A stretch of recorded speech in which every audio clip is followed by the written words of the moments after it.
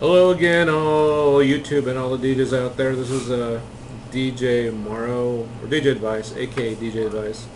I should have called my site DJs on a Budget Advice because I like, to save DJs money and heartache. But anyway, today I'm going to discuss. Um, I'm sorry. I'm here. So in case you're wondering where I'm here at our family business. My mom has a jewelry store. I work for her, and how great is that diversification? I'm a DJ. I can sell you the ring, and before you get married, and do your reception at the same time. So, it's kind of good in a way.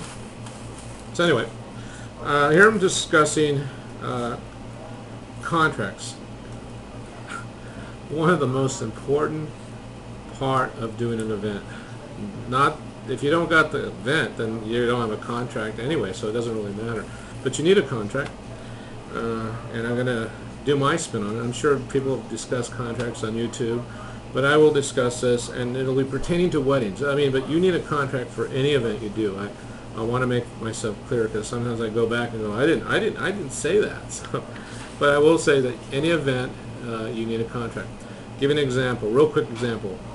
When you go to charge on a credit card or debit card, you still got to sign. You still got to authorize it. I mean, that's a contract right there.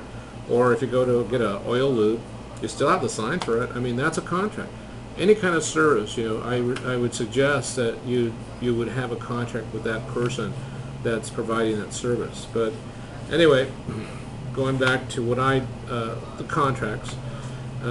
Generally speaking, I don't want to make it too complicated, so I want to make sure that it's easy for my wedding couple or for my customer, because a lot of times they're stressed out already as it is, and you want to make it less stressful. You want to have them have confidence in you, and contracts relay a lot of confidence because they understand that, well, he's going to be there, he's going to show up, and he's going to do what he says he's going to say, provide. Like I say, it's very important that you understand why you need a contract. If you don't, if you're a DJ just coming out and if you just do verbal, it doesn't count. In fact, the biggest, I'd say, horror stories out there is that DJs that book a wedding and don't provide any service. They don't show up. I get calls from frantic wedding couples, or whoever's putting the wedding. Our DJ didn't show up, and we need a DJ, or he's not going to show up. Or on a Friday, I get a call, or even on sometimes early on the Saturdays, if I'm when I'm doing a gig, or I get a call on my cell phone. Our DJ didn't show up, so I just have to give them numbers, and I do have a couple of DJs that I use, but they might be already booked anyway. So I just pray for them and hope that they do find a DJ. But one of the biggest things they didn't have was a contract with the DJ, and that's where they basically went wrong. So this video is also great for DJs, but also good for wedding couples to understand that, yeah, if you hire a DJ, make sure you have a contract. Another thing I want to let you know is that basically that I have a contract. It's all on one page, just one page only. It's very simple. I'm going to show it to you. It covers everything on here. So here's the contract. Kind of show it to you. All the legal stuff is really important. I always suggest, if you can't afford a lawyer, make sure you might have a DJ that might be able to provide that contract for you. All you have to do, if they don't mind, just put your name in it. Sometimes they've already covered that, and I don't care. I mean, I'm not going to send thousands. Sometimes YouTube you go, I want that contract. Can you send it to me? I'm not going to do that. I think that I can help you, but basically a lawyer is the one that you should be talking to, not me. So that's kind of important. If you want a really good contract, make sure you get a lawyer to go through it, especially a contract lawyer. Anyway, running out of time here, so part of it is going to be about, you're not a wedding planner, and nobody hired you as a wedding planner. They hired you as a DJ to play music. But sometimes for bride and grooms that aren't a budget, you become I would say entertainment coordinator. That's actually a better word for it. You are an entertainment coordinator, so you're kind of directing things around. If they don't have a wedding planner, or if they don't have a banquet. Sometimes banquet managers become the planners, you know, and planners are very, very useful, and actually are very good. Just like DJs, a good wedding planner makes things run smoothly and helps out the DJ tremendously and everybody else. What I'm saying is that they are very, very, very useful, just like any of the other services. But also I have what they call an itinerary, and I call it a format, but it's still an itinerary. I just put my name on there, and it kind of covers the basic stuff you will be doing at a wedding, you know, from the introduction to the toast. It's all on one paper, but I also put there, if there's not enough room, put your notes on the other side, or give me a call, you know, I don't mind. That's another part of it. Then I have a wedding event planner, and this is more for me, type of event. We already know what it is. It could be a anniversary, could be a corporate event, it could be anything, you know, so it's right there. This is actually for just about any event. I have other things for basic itinerary for, like, if it's just a private event. But anyway, this is an event planner. It's got the music. Sometimes they circle it, or they'll put their requests that pertains to their event. They have I can't emphasize this, contact person. Who is the contact person? Is it going to be the banquet manager? Is it going to be the mother-in-law? Who is it going to be? Because you need a contact person. They really can be a useful tool as well.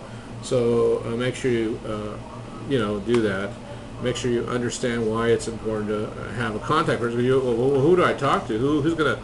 You know, sometimes a wedding couple aren't the ones that are going to pay you. It might be the brother-in-law. It might be somebody at the event. So you really don't know. So it's good to find out. But usually I'm always on the contract. They usually pay me in advance. I always get a deposit. There's a lot of things that a contract can cover, so it's kind of important to have. On the events planner, like I said, it's important. You know, there's always approximately 14 to 15 songs per hour. A lot of people, oh, that's it? I said, well, yeah, because if you had to play more, depending on the version, depending on how long it is. This depends. You know, sometimes it might be more, it might be about right. You know, it might be what I just said. But it's all simple. Like 1, 2, 3. It's not like filling out a tax form, and you don't want to make it more stressful for the bride and groom, because that definitely they don't want more stress, because they're stressed enough as it is. So you want to make it easy, plain and clear. If they have any questions, they can call you, and that's important to have that communication between the bride and groom, or whoever basically is basically paying you. You want to make sure everything is clear, so that when that day comes, everything has all been thought out. Everything runs smoothly. Like I said, the videographer, photographer, caterers, they all know kind of the same plan. They're all in the same zone with you, and that makes weddings and events go so much smoother. So it really does. It is helpful. So for all those DJs out there, I might have forgotten something in there. I mean, even talks about, how do I dress? Do I dress in a tux? Do I dress? Sometimes that's another thing I will discuss, but I want to do it briefly. Let's say it's a Western theme and you come dressed in a tux. Well, that's why you put it in there. And if don't go in. Another piece of real brief advice: don't do anything if you don't ask the bride and groom that's okay to do. I mean, it's their wedding. You want to make sure that you kind of cater to their needs. It's not about you, it's about them. So for those DJs out there, just make sure that you understand that. Anyway, want to thank all the DJs out there, and thank you for subscribing to my channel. I appreciate all the information, all the emails and PMs, and I appreciate you asking me. And if there's anything else that you'd like to know, just I may not respond to you that soon. I am busy, but I'll try to get back to you as soon as I can. But anyway, I just want to say thank you for subscribing and giving all those cool ideas, and we go back and forth and network together. So anyway, it's all good. So anyway, I just want to say God bless, and thank you very much for watching this video. Hopefully it's helpful. Let's see. Thanks. Bye now.